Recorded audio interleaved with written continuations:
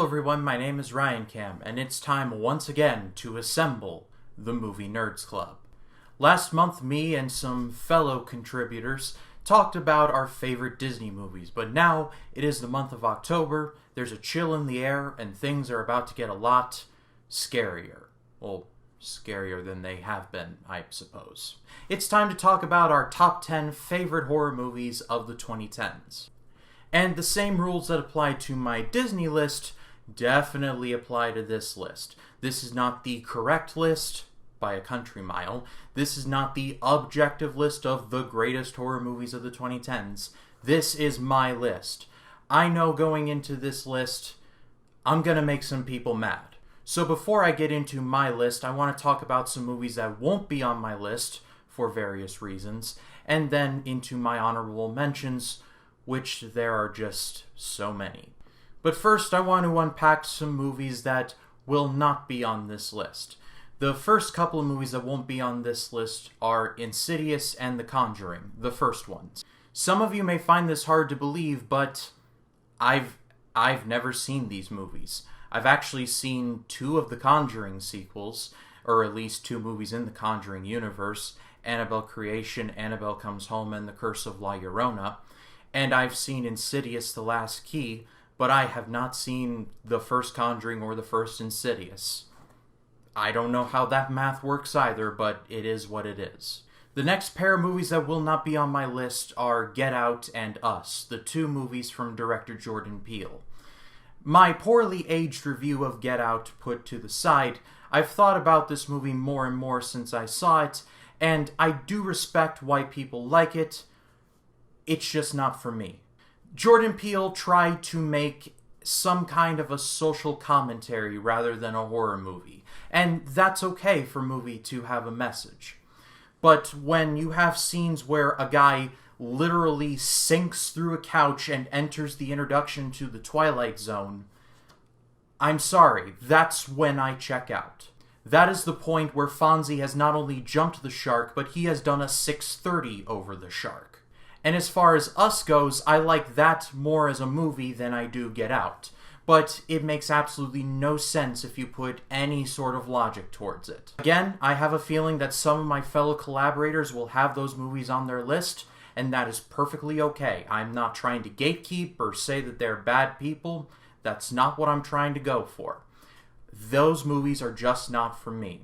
And then the final pair of movies that will not be on my list are Hereditary and Midsommar from director Ari Aster. I like Ari Aster as a filmmaker, but when it comes to Hereditary and Midsommar, I'm still processing. Aside from 2 legitimately amazing performances from Toni Collette and Florence Pugh in Hereditary and Midsommar respectively, everything else about those movies is just a big question mark for me. Hereditary just feels like Rosemary's Baby, but with a lot of extra steps. And Midsommar just feels like a breakup movie, but mixed in with The Wicker Man. And I can't take any movie seriously when you have somebody in a bear costume.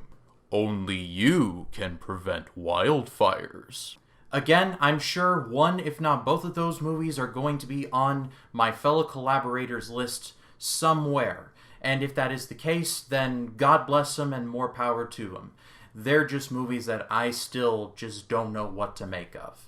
Well, hopefully you all have made it this far and are not too cross with me. So next I want to talk about my honorable mentions. And honestly, there are way too many honorable mentions for me to dedicate time to, so I'm just going to mention them briefly and then get on to the list. So here are my honorable mentions.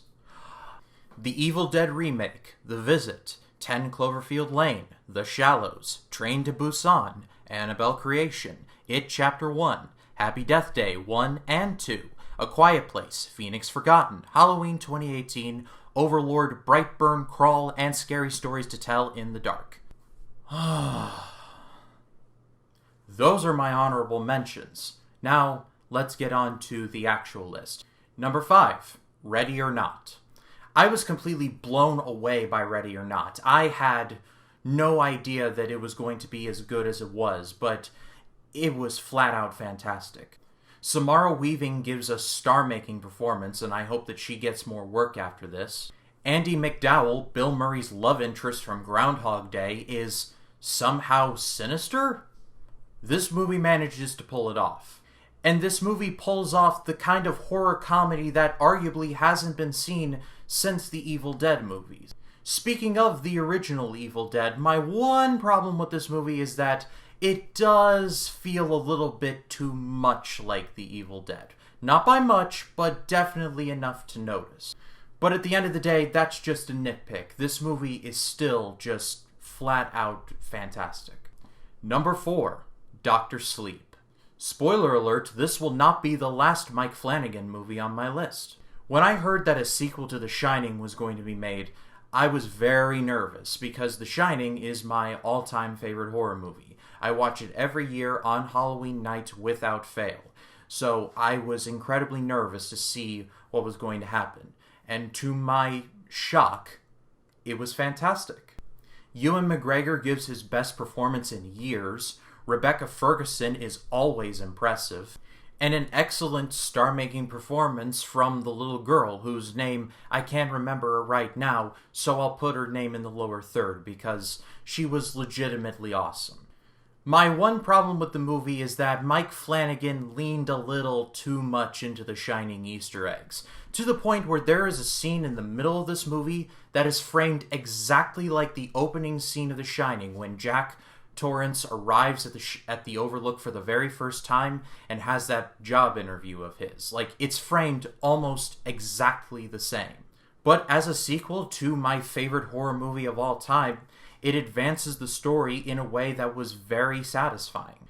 And if a Shining sequel had to exist, I am more than happy that it is this one. Number 3, The Lighthouse. Wait, this needs some mood lighting.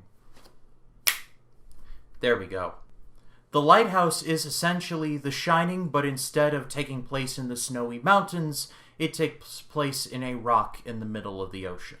This is the movie that turned me into a Robert Pattinson fan. The shiny vampire guy was no more. In his place was just one of the best actors working today. Willem Dafoe is laughably demented in the best way possible. And while this movie has its lighthearted moments, like Willem Dafoe farting, which is incredibly satisfying, by the way, at its core, this movie is about paranoia and how someone who loses track of time can just go completely crazy. This is one of, if not my favorite horror movies from A24. Number 2, Oculus. Here's the other Mike Flanagan movie that I mentioned. Oculus is what I jokingly like to call Mike Flanagan's audition tape to direct the Shining sequel. I joke, of course, but this movie is actually quite excellent. This was my first exposure to Karen Gillan, who is, of course, Nebula in the Marvel Cinematic Universe, but my first introduction to her was in Oculus, and she is the best part of this movie. Her brother, played by Brenton Thwaites, is really good as well, and some surprisingly underrated performances from the kid's parents, played by Rory Cochrane and Katie Sackhoff. And what ties the movie all together, at least for me, is that this movie creates a surreal atmosphere, like you don't know if what's happening is really happening, or if it's just in these people's heads. Brenton Thwaites' character is just out of rehab, and so he's been taught what happened was just in my head, and I'm clear now. But his sister's like, what if they brainwashed you? So it's like an if-then like kind of thing. It's a game of mental chess. And Flanagan gets across a lot of story with just an hour and 45 minutes. Not to mention, this movie has its moments that just stay with you, or at least I do. Like, I'll never be able to look a mirror in the same way ever again. I firmly believe that Mike Flanagan is the best horror director working today, and Haunting of Bly Manor looks excellent, so I look forward to watching that. And my favorite horror movie of the 2010s is Don't Breathe. This movie was from director Fede Alvarez, and I have seen this movie so many times since I first saw it, it's really not even funny. I don't see that many horror movies more than once in theaters. I saw this movie 3 times in theaters. I will say, first and foremost, that this movie has scenes that are definitely not for everyone. Let's just say if you have a weak stomach around a certain point, then you're going to want to turn the movie off. But I guarantee you, if you have a strong stomach and you go in with an open mind, you will be very surprised. This movie is intense from scene 1. It's 90 minutes, but it gets across everything you need to know at the beginning and throws you directly into the crap storm. Stephen Lang is genuinely horrifying as the blind man. Just when you think you're in the clear, something worse happens. And it's like the Alfred Hitchcock school of directing. Just when you know the answers, I change the questions. This movie affected me once I left the theater and once I bought the Blu-ray and I watched it again.